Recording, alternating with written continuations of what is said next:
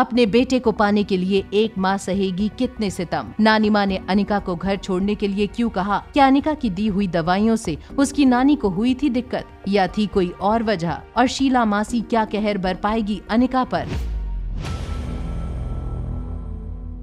नानी माँ ने कहा कि उनकी आंखों में अनिका की दी हुई दवाइयों की वजह से कुछ रिएक्शन हो रहा था। अंजलि मामी और श्वेता दोनों को टेंशन होने लगी। अंजलि मामी ने फौरन टेबल पर पड़ी दवाई की शीशी श्वेता को दी और कहा, श्वेता, तुम तो आयुर्वेदिक मेडिसिन के बारे में काफी कुछ जानती हो। देखो, क्या ये मेडिसिन तुम्हारी दादी के लिए सेफ हैं? श्वेता ने शीशी का ढक्कन खोलकर उसमें रखी दवाइयों को अपने नाक से लगाया।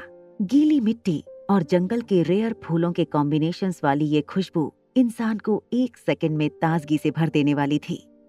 श्वेता के एक्सप्रेशन देखकर अंजलि मामी ने उससे पूछा, क्या ये दवाइयाँ सेफ हैं तुम्हारी दादी माँ के लिए? क्या मैं ये दवाई अपने साथ ले जा सकती हूँ? बिल्कुल ले जाओ बेटा। मैं लेबोरेटरी जाकर अच्छे से इन दवाइयों को एग्जामिन करूंगी, फिर तुम्हें फोन करके बताऊंगी। अनिका कार ड्राइव करके घर वापस लौट रही थी। अनिका के मन में सिर्फ एक ही ख्याल बार बार आ रहा था, किस तरह वो आर्यन को अपने साथ रख सकती थी। अपने बेटे को पाने के लिए अनिका ने अपने आप को यहाँ तक तैयार कर लिया था कि अगर जरूरत पड़े तो वो रोहित से शादी भी कर लेगी। जब अनिका का ध्यान फोन की स्क्रीन पर पड़ा तो उसने देखा कि उसके पापा गौतम गुलेरिया उसे फोन कर रहे थे। अनिका ने गाड़ी के ब्लूटूथ से फोन कनेक्ट करके गौतम गुलेरिया का फोन रिसीव किया। फोन के रिसीव होते ही उन्होंने कहा, तुम्हारी बहन कामिनी और मनीषा बिल्कुल ठीक कहते थे, तुम पर विश्वास कभी नहीं करना चाहिए। अरे जो लड़की अपने बाप को धोखा दे सकती है, वो लड़की किसी भी हद तक गिर सकती है। गौतम गुलेरिया को इस बात का पता लग चुका था कि वो 2 करोड़ रुपए जो अनिका ने गौतम गुलेरिया के अकाउंट में ट्रांसफर किए थे, वो उसके अकाउंट से फिर से निकलकर अनिका के अकाउंट में ट्रांसफर हो गए थे। अब चुप क्यों हो? बोलती क्यों नहीं? एक बात पूछूं आपसे, क्या आपसे शादी करते वक्त मेरी माँ अंधी थी? ये कहकर अनिका ने गौतम गुलेरिया का फोन काट दिया। अनिका जानती थी कि वो चाहकर भी आर्यन का कुछ नहीं बिगाड़ सकते, क्योंकि आर्यन रोहित मारवा की कस्टडी में था। अभी अनिका के मन में ये सारी बातें चल रही थीं। तब बगल की सीट पर पड़ा उसका फोन फिर से वाइब्रेट होने लगा। इस बार अनिका ने सोच लिया था कि वो गौतम गुलेरिया को ऐसा सबक सिखाएगी कि वो दोबारा उसे फोन करने से पहले 100 बार सोचे। अनिका ने बिना स्क्रीन देखे फोन रिसीव कर लिया। क्यों बार बार मुझे फोन करके परेशान कर रहे हो? एक बात कहूं, अगर तुम मर भी गए तो मेरे पास तुम्हारे फ्यूनरल में आने के लिए वक्त नहीं है। मिस अनिका, ये क्या कह रही हैं आप? अब mister Marwah, I am sorry, वो कब से मुझे कोई बार बार फोन करके परेशान कर रहा था, इसलिए।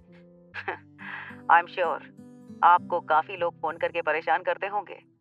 दरअसल मैंने आपको कॉल इसलिए किया था क्योंकि डॉक्टर शालिनी ने दादी माँ को ठीक करने का पूरा क्रेडिट अपने गुरु कल्याण शास्त्री को दे दिया। I am really sorry. Media में भी अब हर जगह उन्हीं का नाम जा रहा है। क्या आप चाहती हैं कि मैं ये सब कुछ ठीक कर दूं? Not at all mister Rohit, ऐसा करने की कोई जरूरत नहीं। और फिर डॉक्टर शालिनी ने भी काफी मेहनत की थी दादी माँ के इलाज के लिए। It's okay. मिस अनिका, अगर आपको या आपके परिवार में किसी को भी किसी भी चीज की जरूरत हो तो आप कभी भी मुझसे कांटेक्ट कर लीजिएगा। मुझसे मिलने के लिए you don't need an appointment. जी thank you so much mister Rohit. और मैं भी आपसे कहना चाहूंगी कि अगर आपके परिवार में किसी को भी इलाज की जरूरत पड़े तो आप बेझिझक मुझे कांटेक्ट कर लीजिएगा। स्पेशली अगर आपके बेटे को डॉक्टर की जरूरत पड़े तब आप मुझे फौरन कांटेक्ट कीजिएगा। अनिका की कही इस बात के बाद रोहित और अनिका थोड़ी देर फोन पर खामोश रहे। दोनों सोच रहे थे कि आगे क्या बात की जाए, तो अचानक ही साइलेंस ब्रेक करते हुए अनिका ने कहा, okay bye, see you later. ये कहकर अनिका ने फोन काट दिया। अनिका ने धीरे से अपना हाथ कार की स्टीयरिंग व्हील पर मारा। उसे पता था कि रोहित से नजदीक आने का एक मौका आज उसने गंवा दिया था। वहां रोहित ऑफिस में बैठकर ये सोच रहा था, उस रात अनिका और उसके बीच जो भी हुआ वो सारी यादें एक साथ रोहित के दिमाग में फ्लैश होने लगी। तभी रोहित के कानों पर एक आवाज पड़ने लगी, रोहित सर ये रेजिग्नेशन लेटर है, अगर आप पढ़ लेंगे एक बार तो अच्छा होगा। जब रोहित अपने ख्यालों से बाहर आया तो उसने देखा कि उसका सेक्रेटरी चिराग मेहता उसके सामने एक फाइल लिए खड़ा था। सर ये पंकज मारवा का रेजिग्नेशन लेटर है, वो वाइस प्रेसिडेंट की कुर्सी छोड़ना चाहते हैं। मैं भी यही चाहता था। क्या तुमने उन लोगों की लिस्ट तैयार की है जो लोग पंकज चाचा के साथ कुछ ज्यादा ही घुल मिल कर रह रहे थे?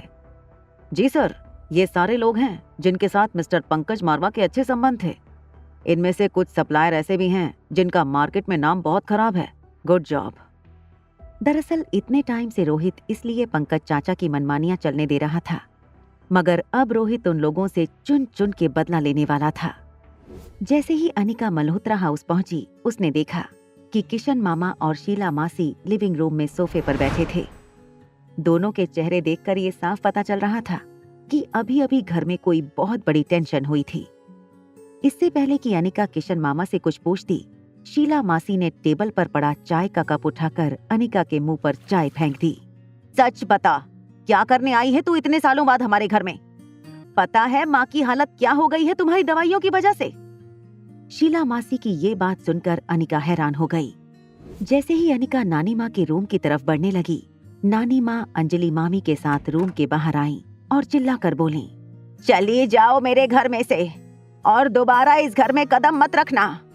आखिर नानी ने अनिका को घर से बाहर जाने के लिए क्यों कहा? शीला मासी की बदतमीजी का क्या जवाब देगी अनिका? और रोहित और अनिका के बीच बातों का सिलसिला बढ़ेगा आगे या आएगी कोई नई मुसीबत? जानने के लिए देखिए अगला एपिसोड सिर्फ पॉकेट एफएम के YouTube चैनल पर। और एक लड़की को देखा तो के सारे एपिसोड्स को सुनने के लिए डिस्क्रिप्शन में दी हुई लिंक से डाउनलोड कीजिए पॉकेट एफएम ऐप।